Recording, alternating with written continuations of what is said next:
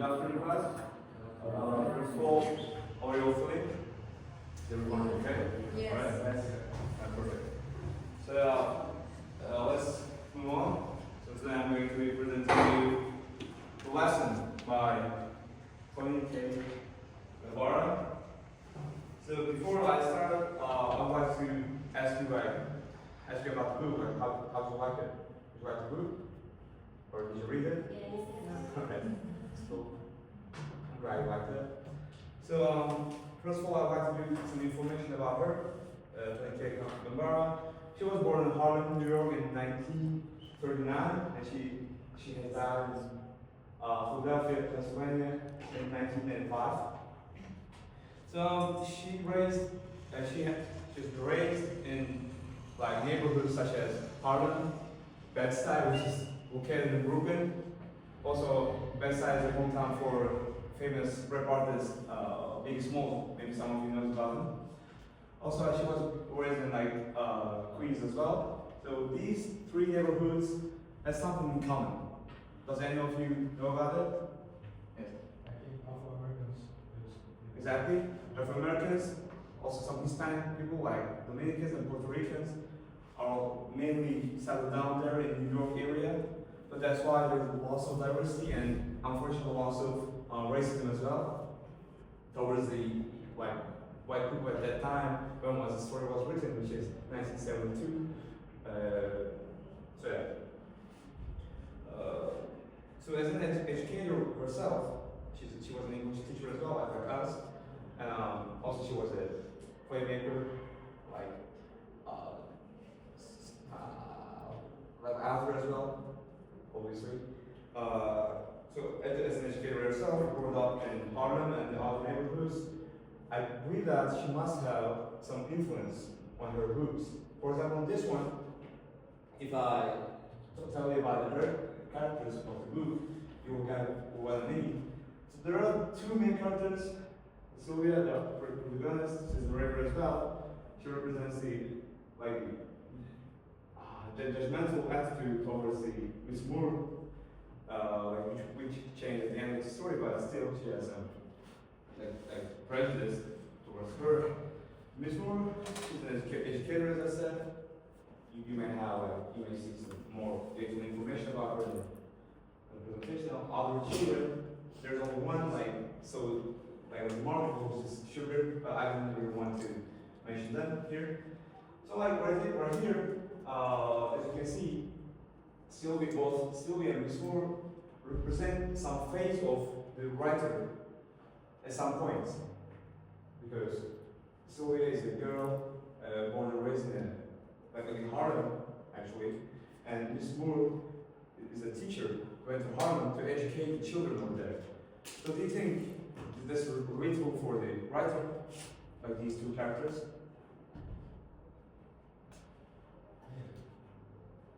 maybe this book can relate to the author because he's also a teacher. Yeah, that's right. Also Sylvia as well, because she's a black girl raised in a black neighborhood, like her. As well of them is relatable in some aspects. So the lesson, you know why it's called the lesson?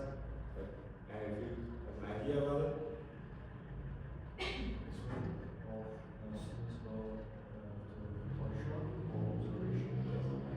That's the lesson. That's correct, obviously. So, was it successful? The lesson? It was successful. Yeah, it was successful. So, I would like to talk about the plot diagram as well, right here. So, what do you think is the exposition of our story? No one has an idea? Maybe Mr. Moore giving lessons to kids in my neighborhood. I think it was Mr. Bush moving to the neighborhood at the first point. And I think the rising action is her taking them to the toy store. And then the climax, you have ideas as well?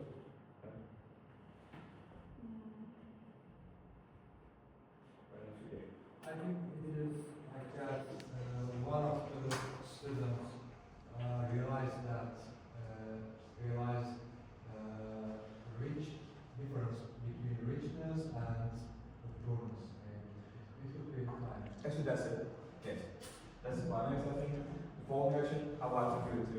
myself. The poem actually is like kind of inner conflicts that Sylvia, our protagonist, get through. And at the end of the resolution is at the end she thinks that she should focus on her future. I think that's the resolution. And the story kind of get like open ending because we don't know like what happens next. What happens like after the decision of Sylvia. So I want to show you two different neighborhoods that the story takes place in. It's Harlem, as you can see. There's apartments, they're called projects. Projects are kind of complex for the people with families with inner income, that lower income than the other parts of the city. Harlem is a suburban area. So yeah, this is the story takes place in the first phase. Another phase is Fifth Avenue. I think you all know about the Fifth Avenue, the Empire State Building, and other shops, like luxurious stuff. If we need to like localize it, we can say that the Harlem is kind of like Bajra or like Gazosman Pasha, and the Fifth Avenue is basically the Bağdat Caddesi or like Istiklal. Yeah, you can say that. And Nişantaşı, obviously. Yeah. The conflict is given by this. Yeah.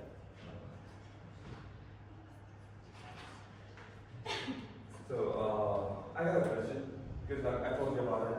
Like her and Smoor takes children to some toy store, kind of a toy store, and try to give them a lesson about socioeconomic situation they have as black children.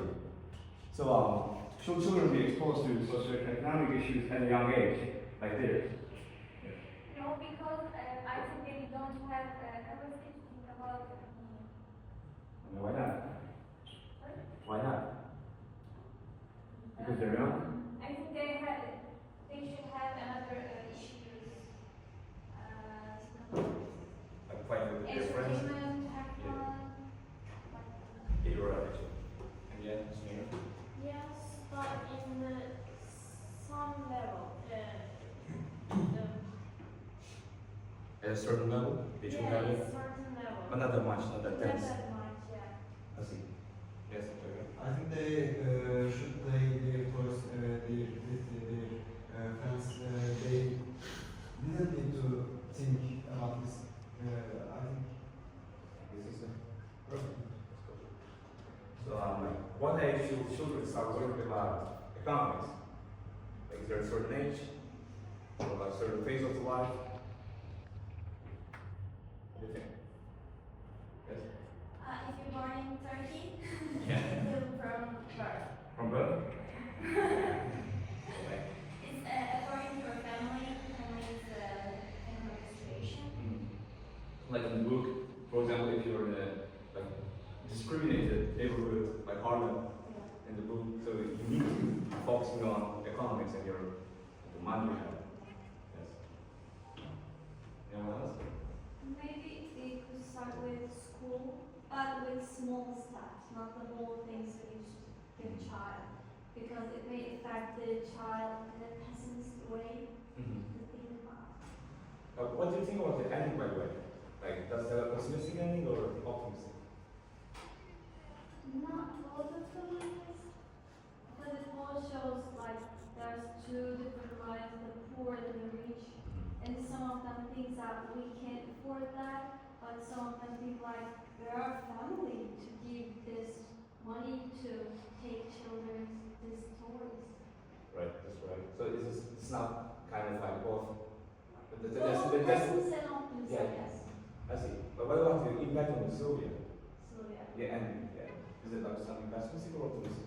Because both. I think Sylvia gets angry the idea that she's not able to buy that toys, but there are rich families buy it. Yeah. For example, first time she saw someone wearing a fur coat and in a hot weather, she thinks it's kind of stupid. Yeah, right? So yeah. It's very new system. Yeah, right. Okay. So, how does Embara use the toy store as a symbol in the narrative? How does she reflect it in her story?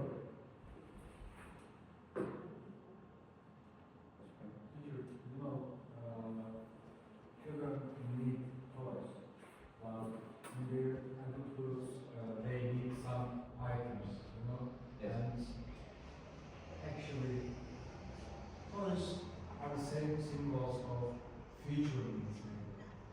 Which means? But, Actually, yeah. Like, when I think about it, do you have like enough ideas?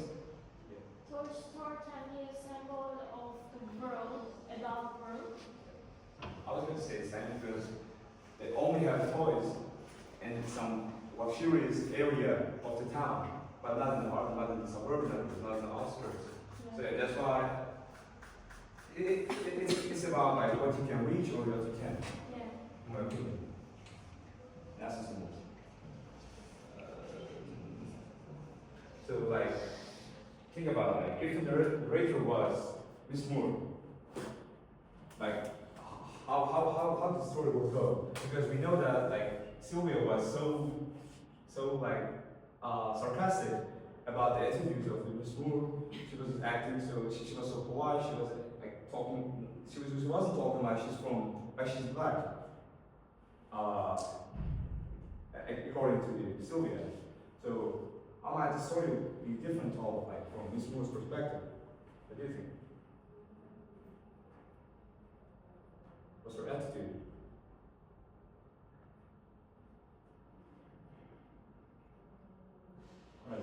I'll just give my own response to that. Well, I think it will be kind of like, of course, it will be different because she sacrificed herself in a way by going to like after like college education. She goes to Harlem, and she's always like nice to them, although they kind of like make fun of her, look down on her because she's always like so polite and so. Yeah, like, it will be so different. It will be so like it will be an optimistic ending. Like for example, it will be on the middle. That's what I think. Yeah. So how can the themes in the lesson? By the way, like, what are the themes in the lesson you think in the story? It's kind of a race, but it's not the main theme. It's the reason why the study, what the lesson ended up. It's not like a theme. It's just a reason.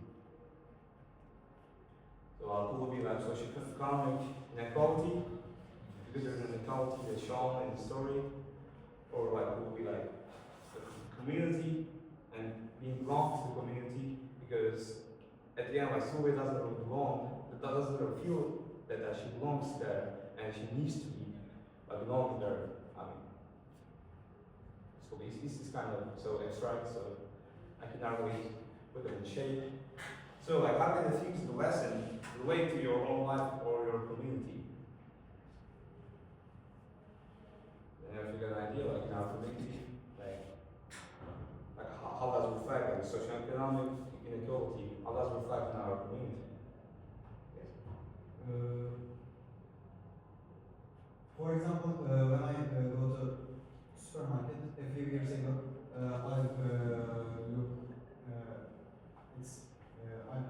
I bought some quality brands, but now, for example, I go to supermarket for buying a bottle of water. I buy the cheapest one. It's like this. Because they think that the water is water, but back then you were not thinking, thinking about it. Yeah. But what about the being a part of the community? Do you feel like you are a part of the community? You do? Or like what about like do you think there are some people who doesn't feel so? Like Sylvia? Like what kind of people? I think in Turkey. Yeah, in Turkey, yeah. There are some people who do not our life, real life in Turkey, because they're kind of in a dream. They're kind of in a dream? Yes, and they don't know real life in Turkey. What's the reason do you think? Is it discrimination again or? It's not about discrimination. Maybe, I don't know. Both. About others? You have an out. Alright then, thank you for listening. Was that for me?